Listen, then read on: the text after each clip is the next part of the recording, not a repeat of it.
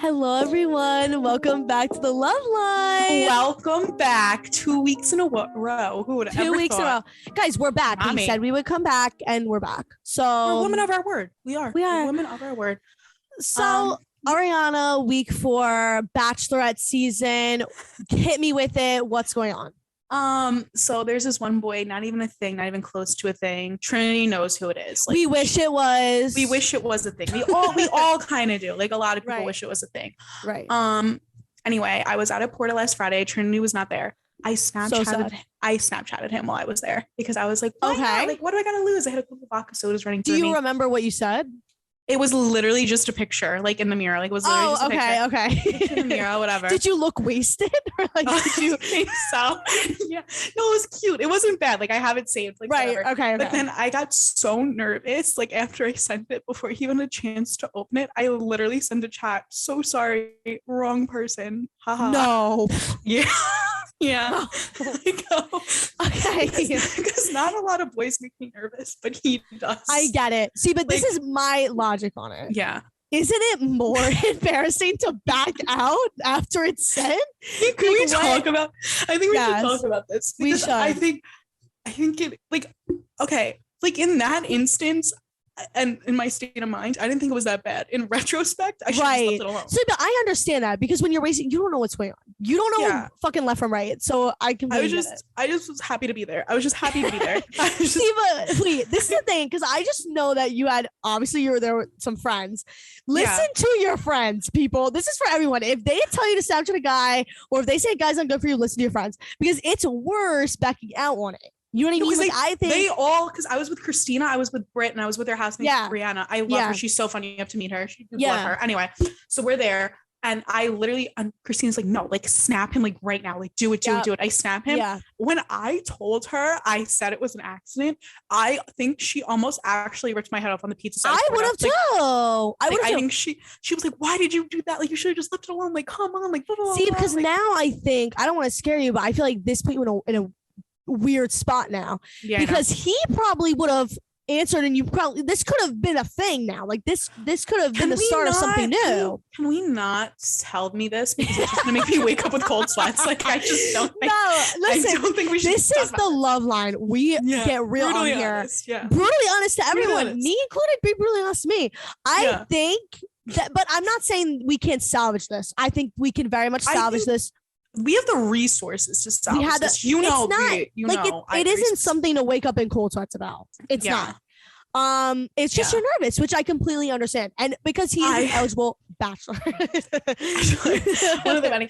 But besides, that was my update for that. But then, and then that's pretty much it. Like, then I got like other boy Snapchats. So I was at the bar, like 2 boys with funny shots. But like, that's really it. Like, it wasn't like nothing. Like, didn't kiss anybody. Right. How's DQ doing? DQ is doing fabulous. That's the bartender, for those who don't know. Yeah. My favorite person in the world. Like, he's just the best. Like, I literally, I see him, I smile. Makes my day. Makes my day. He can literally smile at me or give me the middle finger, and I'd be like, I'll literally look at him and be like, I love you. I know, like, people look at me like I'm psycho. I'm like, no, like, I just love him. But no. Anyway, that's my little Bachelorette update. Right. But again, for the listeners, don't backpedal like I did, because now I'm regretting it. But like, don't backpedal, because you know what I think. If you're gonna go in, just go in. Just you can't have us. You gotta just go. You gotta dive in, because this is the thing. But the individual. Continue. I probably shouldn't say this. No, but my circumstances for this individual are different, and I cannot say them because I don't want to make it completely obvious who this is. Yeah. And I jinx myself, because every time I say something's going good on this podcast, I get ghosted, or they listen to it and then they stop talking. Yeah. Like, I'm staying silent on this one. I think so. I don't know what it is, but it's like every time we talk about stuff on here, like it's not even true. Like, it's jinxed. I get jinxed every single time without feeling like it jinxed. So therefore, that's all you guys get. If I date him, then you'll know who it is. If you don't, that's it. Having a podcast about your love life, it's like walking a very thin line between like what you can say and what you really can say. Let me tell you. Remember how we have that other update about the kid that was on like the podcast like weeks ago, like whatever? Yeah. Like that was like months ago that was on the podcast, whatever. I'm still undelivered. And I think it's because he's like, oh yeah, like I'm gonna listen to an episode of The Love Line, blah, blah, blah. He must have listened to his episode, because he has not talked to me since. So, like, see, but this is the thing. If the man can't take the fact that we have a podcast about men basically in love, then he's not the one for you. He can't take the heat. Get out of the kitchen. If you don't want to be talked about, don't act incorrectly. Right. No, and like I feel like the ghosting you don't thing, talk about the good ones. We talk about the good ones. Or we don't talk about the good ones, or we do, but in a good way. But we don't because we don't want it to be jinxed. We don't want to jinx it. Yeah. You know what I mean? And I feel like we didn't jinx Chris. Here he is. Right? You know what I'm saying? Like, Harriet. He's still here. See, but this is the thing. Like, he accepts the fact that I have a podcast, and now, like, I feel like I pulled back a little bit because, like, I just don't want to like exploit everything. Exactly. But now it's like, what can I even say? Like, it's not like new anymore. To the point where like I have all these updates about like a guy that I'm not dating. Like now it's like, you know, we're dating, like everything's good. Like like it's not as exciting anymore. No offense, but it's exciting. See, I think like you'll see like.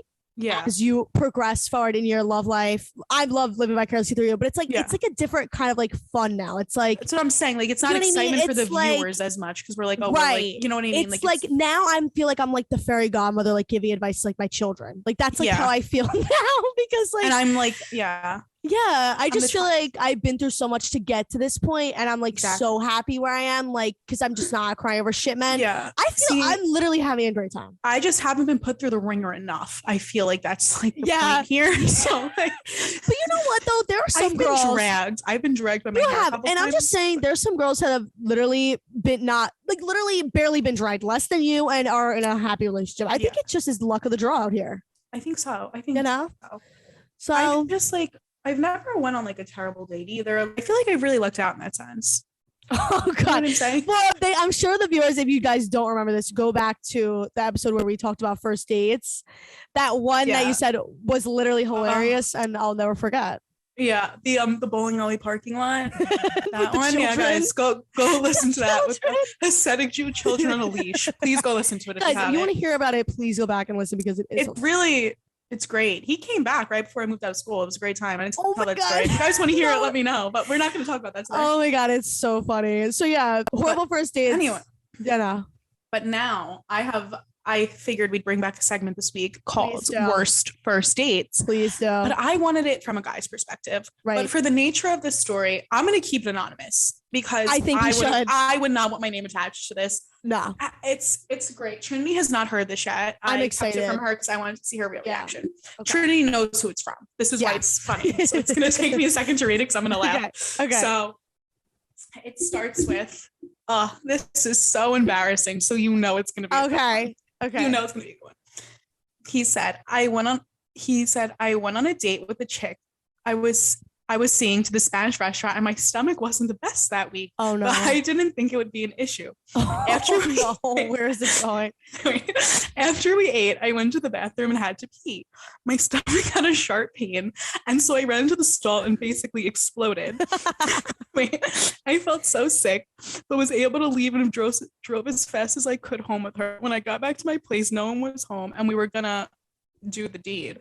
But so he brought this woman home with him, even brought her back to, do you know what I'm saying? He's in no state to be doing that. And he goes, but I had to kick her out because I was in the bathroom for the rest of the night. See, wait, this is hilarious, but I have many comments. The first one being, if you knew you were in that state, why are you bringing someone back? Like, you know what I like about it? It's the I appreciate the hope that he had. I appreciate the commitment to the cause. Greatly appreciate it. But it just wasn't there. It wasn't there. Wow. But my question is, was she just sitting in your bed waiting for you as you were in the bathroom for an hour? Like, was she aware of the situation? Were you texting her from the bathroom? Like, you gotta go? Like, how'd you kick her out? Like, you were just like, and you gotta get out.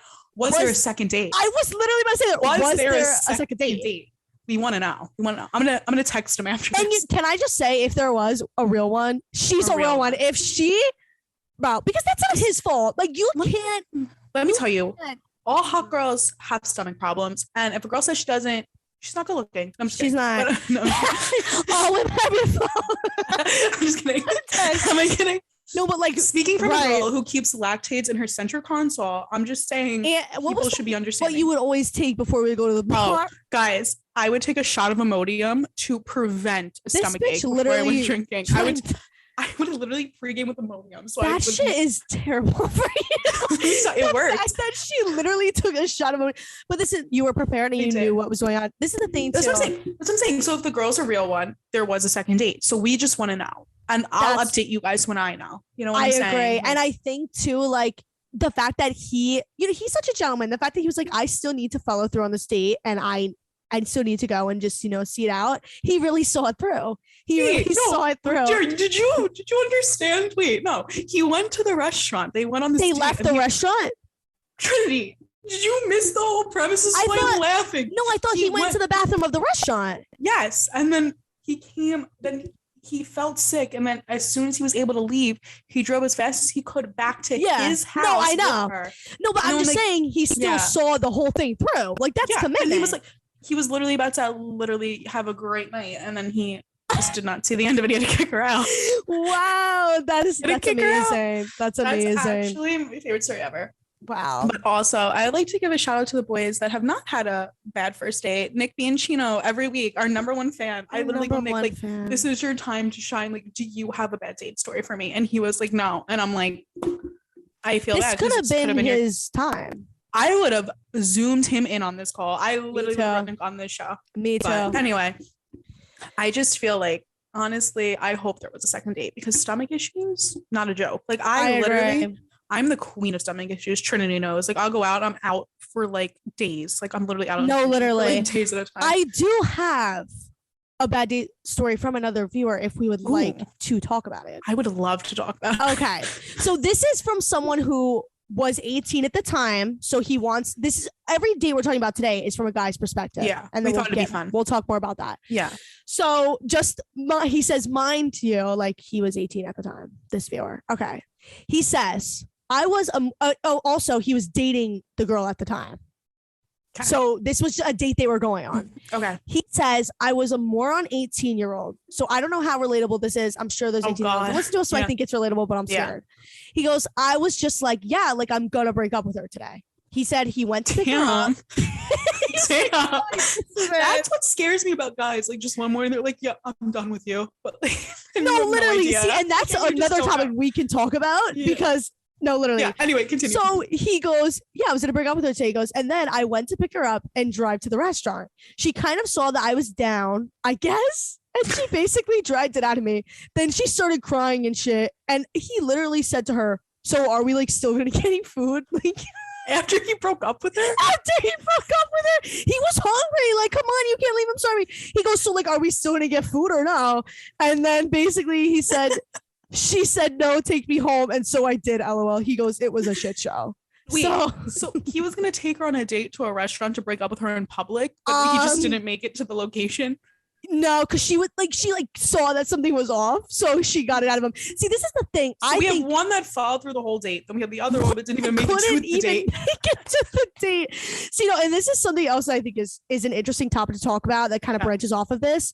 So I see this all the time. Like, do you think like girls are mentally checked out of like relationships before they actually break up? Absolutely. Because like hearing that story from that specific person, like, makes me think of, because they're always like, oh, like guys aren't like that. Like guys don't wait. They do it like irrationally. Yeah, you know what I mean? Guys like, do it irrationally and don't think about it. I think when a girl breaks up with you, it's probably like months of resentment, and she cannot even stand being in your presence anymore. Like I think that's my genuine opinion. Exactly. I think girls literally grieve the relationship before the relationship even ended, and they're I just think like, they try everything and anything possible to make it work, and then when they feel like they like literally every what I'm trying to think of like the word, like every something is expelled, like every resource is expelled to make it work. Then they're just like, yeah, like I'm over it, I'm over you. And then they're just like done. They go out, live their single life, like, but they like mourn it. You know what I mean? They mourn it for a little while. Guys, you go out, have fun, and they're sad months later. And then you mourned it already. It's interesting too, because I think like, are you still there? Okay, we're good. Technical difficulties. But I think like, what is going on? I think we're good. Anyway, so I can hear I think you. like with girls, like, so they break up with a guy, they're already mentally out. And then I feel like also we take the time to grieve. Like guys, literally, as soon as they get out of a relationship, they'll literally just like, you know, do whatever. And then they, as we are grieving it, right, they're confused as to why we're over it. But it's like we took the time for ourselves and you didn't. Yeah, I just feel like girls are like smarter in that sense, that they take the time to like actually think things through. And I'm not saying that all guys don't, but like 97% of you like don't. You know what I'm saying? Like, yeah. I just feel like no one really, I don't know. I just no, like and I think this was such a good idea to have like a guy's perspective on things, because we always talk about it like from ours. But I feel like I just would love to know like how a guy just like wakes up and is like, oh, I'm gonna break up with her today. Like see, that scares me. Like, what do I mean? Like, what if I'm dating something? Like, this is why I like living my single life, because what if I'm dating somebody, right? Then the next morning, like, what if they're having this conversation and they're like, oh, yo, like, no, like, I'm just gonna break up with Arianna today. Right.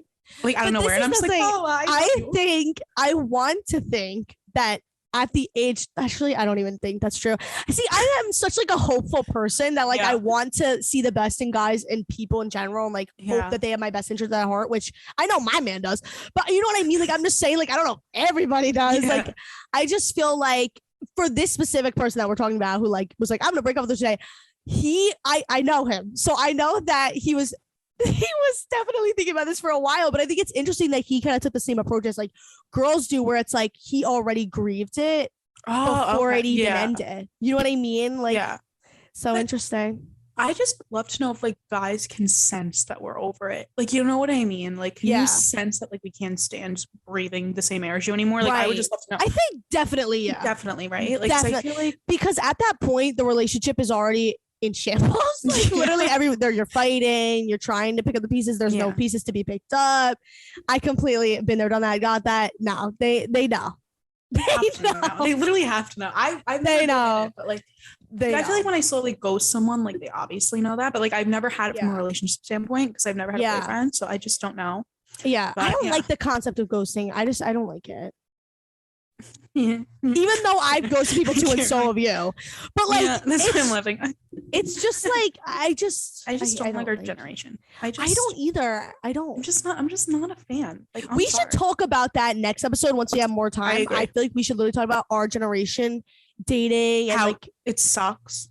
Yeah, I literally hate it. I actually hate it. Because we touched on this a few episodes ago, if you guys want to listen, but like we haven't dedicated a whole episode to it. I think it'd be like really beneficial to like talk about. No, I think it would, because I think there's people like us left that are like, this generation's actually horrible, and then there's people that love the hookup generation. I can't stand it. Like, I literally can't stand it, and people are so accustomed to it. But like, we could talk about it at different things. I don't want to get off. But so I think the summary of today's episode is: follow through on that date, even if you're deathly ill. Break up with somebody on the way to the date. Break up with Snapchat somebody and don't backpedal. Like, I literally. You know what? The second date we heard about. Did he backpedal? No, he literally took her on the date. He didn't even forward pedal. He broke up with her before he even got in the restaurant. He literally didn't even have to rip the Band-Aid off, because he didn't even put the Band-Aid on. He literally poured peroxide on the wounds. He didn't even put a Band-Aid on. He was like, oh, done. He literally was like, he said, can we still get food though? He said, yeah. He said, I'm not even putting a Band-Aid on this one. I'm literally just pouring peroxide on it. That's it. Oh my God. Well, I can't. I think that's all we have today. Yeah. So commitment to the cause. Break up before it even happens, and don't backpedal. That's what guys say. You learned anything on the love line from a guy's perspective? There you go. Well, see you guys in a week or 2 weeks. 2 weeks. See you in 2 weeks. Trinity doesn't even know the schedule. I'm sorry. I was trying to think of the word like every other week, every 2 weeks, every 2 weeks. So see you 2 weeks from now. 2 weeks from now. Always a pleasure. Bye, guys. Bye.